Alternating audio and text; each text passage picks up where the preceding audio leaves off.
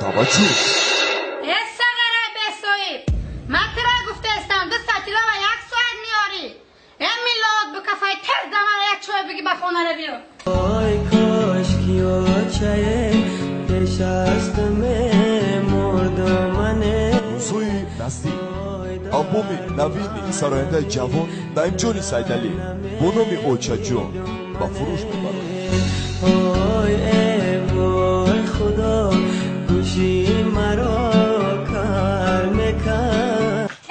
غم و اندوه همین چوه در عذاب سرت مونه موندن.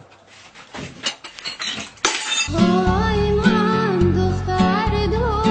روزه به آتش شدم وای گردن کجمون تزیری هر خانه شدم وای خدا میگمه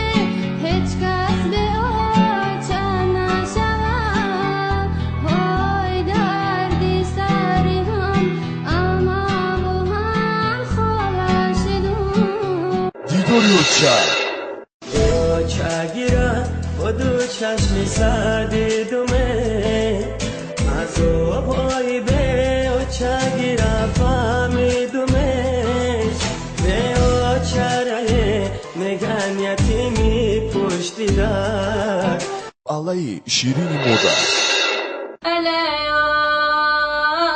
الهی بچه جانو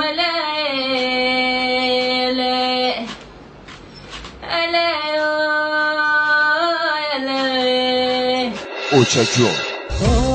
این بدی بلا شخکش خم زدگی اوی من بچه‌ای به اوچه‌ی ماتم زدگی این بدی بلا این همه در آلبوم جدیدترین نعیمجان سیدعلی با فروش میبرد. فیته ها رو میتوانه از دکان‌های فیته فروشی دسترس نمایید. تلفن برای معلومات 918 88 57 58